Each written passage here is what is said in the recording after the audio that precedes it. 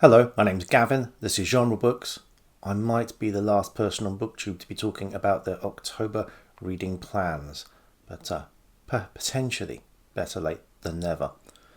October is the last truly busy month of 2025 for me as regards Booktube events, but we have two biggies to talk about and something with a little bit of crossover as well. I'll begin with Victober, which is in its 10th year. This year, to celebrate its 10th year, it has 10 hosts, 10 challenges or prompts detailed in the Victo Bingo card. This one, I think, put together by Roy from Roy Reads Anything. And the challenge here is to level up your Victober character. You unlock more characters the more challenges you complete. Complete 1 to 3 challenges, you're at Mr. McCorber level. 4 to 6, Jane Eyre. 7 to 9, Sherlock Holmes. And all 10 challenges brings you immortality of a kind with Dracula.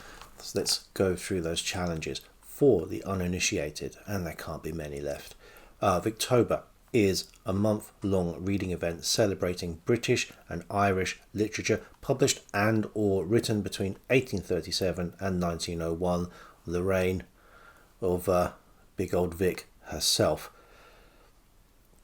Challenge number 1. This is Kate's challenge from Kate How Reads. Read a Victorian book where friendship is featured.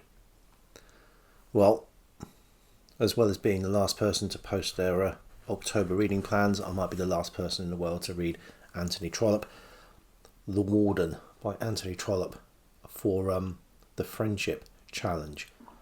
I believe friendship is a theme of the book, and if it's not, I'm doing it as a buddy read, so I'll count it on those grounds. Unusually for October, this is something where I do have a physical copy. I will be getting a lot of use out of the e-reader this month, using the wonderful resources of Project Gutenberg. Challenge number 2, Katie's challenge. Katie Lumsden at Books and Things, the founder of the Feast in Victober terms. She has resurrected her challenge from Victober Year 0. Read a work of Victorian literature that is not a novel, i.e. a play, a short story, a poem or non-fiction. I'm probably going to complete this challenge a couple of times over, but the one I'll pick here is Green Tea by Sheridan Le Fanu. This is from 1872, and I have a dual purpose in choosing this short story, which will become apparent shortly.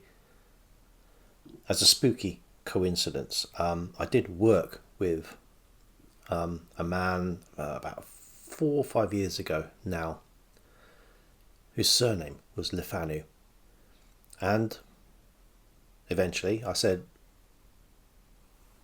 "Are you related?" And he was a descendant of Sheridan Le Fanu. That's not the coincidence. The coincidence was, upon talking to him further, I found out that we had attended the same university, doing the same subject, about 15 years apart. Some of the university staff were the same. Challenge number 3, Marissa from at Blatantly Bookish. Her challenge is to read a work of Victorian literature where the character experiences a change in class status. For this one, I am going back to a book I began reading sometime earlier and never got round to finishing through my own fault and Booktube events just piling on top of me. No Name by Wilkie Collins. What I've read of it so far, I really like. I'm looking forward to completing that one. Roz at Scallydandling About the Books has a month-long challenge. So not a particular book that you have to pick, but just see how many times in the books you do read that you spot signs of the British Empire. One book I plan to read will certainly qualify. George Griffith's Angel of the Revolution. This is a future war tale from 1893. Angel of the Revolution, A Tale of the Coming Terror, to give it its full title. This was originally serialised in Pearson's Weekly magazine, and not the last of the things I plan to read that was.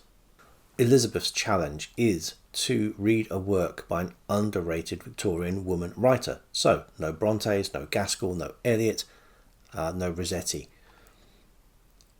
To save myself putting another 500-page book on my TBR in an already crowded month, I'm going to go with some poetry, and I'm going to look at the poetry of Augusta Webster. A lady, she was a poet and an essayist and a dramatist and a translator, probably most famous for translating works by the likes of Euripides. This would also count for Katie's challenge, but this is Elizabeth's challenge. I'm going to base Augusta Webster on. Hannah from Hannah's Books challenges us to read a work of Victorian literature concerning education.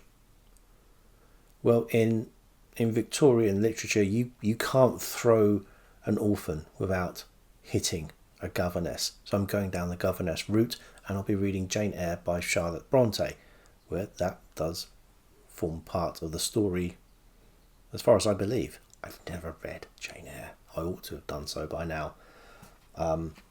Here's a physical copy of Jane Eyre.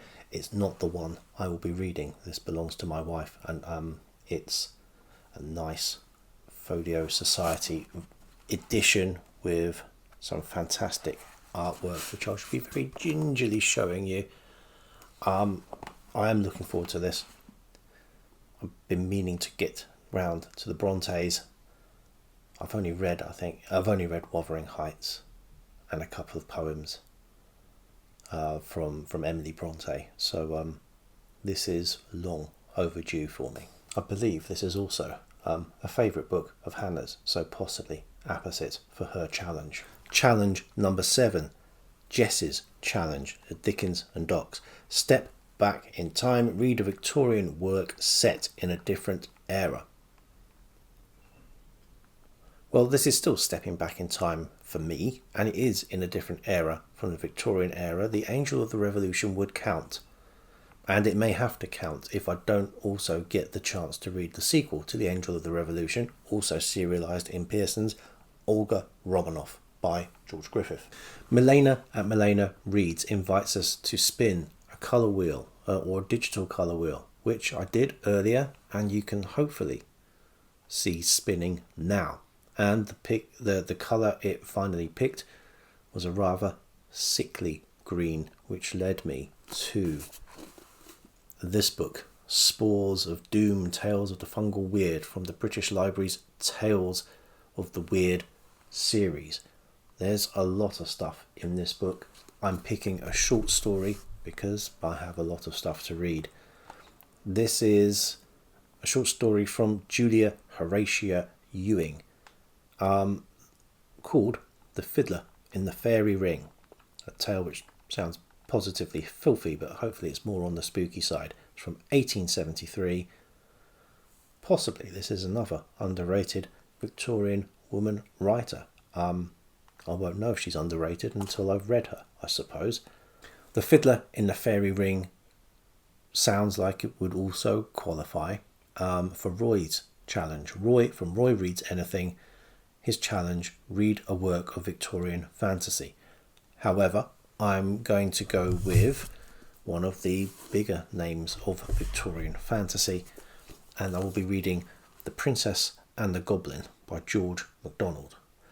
I've read a couple of his fantasies for adults. This one is more of a fantasy for children. It's a book which I think is fairly contemporaneous with Alice in Wonderland, who is someone that Lewis Carroll, someone that George MacDonald knew. But whereas Alice in Wonderland is a little bit more on the whimsical side, I'm not expecting that from MacDonald, but I am interested to see what his children's fantasy does look like. This is a 1970 edition, and this one also has some nice pictures in it. The final challenge for Victober is from At Taking Tea with Catherine, and it's read a Victorian book that has a connection to Jane Austen. I'm going to be reading James Edward Austen Leigh's A Memoir of Jane Austen from 1869. It was Jane Austen's nephew, so expect something possibly a little sanitised, a little bit hagiographic, but it's also non-fiction. So again, counting towards Katie's challenge, probably mostly non-fiction. I think there may be omissions rather than fabrications in this book, but it's certainly a book that spurred the popularity of Jane Austen in the Victorian era. Her books were obviously well known, but I think this book actually helped popularise them. That's the challenges, and I'll have attained vampiric status if I get through all of those, but I will not be done with Victober yet. There is also a group read, Hester by Margaret Oliphant, and there is some stuff I would like to read as well, notably Zanoni from Edward Bulwer Lytton. But there will also be Victorian elements in the other big event for Victober, and one that I was kindly asked to co-host this year, Occult Detective October. MJ at Reading This Life has gathered, I don't know what the collective noun is for Occult Detective co-hosts, Coven probably, but we have Andrea at Infinite Text, Bob Freeman at Occult Detective, Debs at Raina Reads Stuff, Roy at Roy Reads Anything, who has a lot of hosting to do this month, Greg at Another Bibliophile Reads, Jim at Mystery and Mayhem, Michael K. Vaughan, Criminally, and able to communicate with us despite not having a Booktube channel, Dave Brzeski. This event also has prompts, which I'll get to shortly. There is no conferral of character status as with Victober, but like with Victober, feel free, I think, to disregard any of these prompts and challenges. If you read some Victorian literature in October, you've taken part in Victober. If you read some occult detective fiction in October, you have taken part in Occult Detective October. Having said that, of course, there are prompts. Week 1, pre-1960. So that man, Sheridan Le Fanu, will crop up again. I think green tea actually does qualify for this, which is, as I've said, there's crossover. That's quite handy. But I'll also be reading In a Glass Darkly. Edward Bulwer Lytton again turns up. If I don't get to read Zanoni, the Edward Bulwer Lytton I'm prioritising is The Haunted and the Haunters, a novella from 1859 which involves a cult detective of a type. Sticking with Victorians, Ziska from Marie Corelli. I think that's going to count. Some of these things I don't know an awful lot about the book. I may get to the end of it and decide that didn't really qualify as a cult detective fiction, but at least I'll have read a book anyway. One that definitely is a cult detective fiction are the stories of Flaxman Lowe, which originally appeared in, again, Pearson's magazine. These are by H. Heron and E. Heron, pseudonyms for Hesketh Pritchard and his mother, Kate O'Brien Ryle Pritchard. Hesketh Pritchard is a name that turned up in one of my earlier videos this year. He was on the fringes of the Allah Akbari's literary cricket club and was a player for the Authors Cricket Club and was actually a pretty decent cricketer himself. He was in a couple of Gentlemen v Players matches at Lord's. He had some decent cricket stats. Whether just talking about cricket counts as empire spotting, I might take that. After the Victorians, but before 1960, also covers, 59 years. So I will also be reading a selection of short stories to get a good grounding, hopefully, in classic occult detective fiction,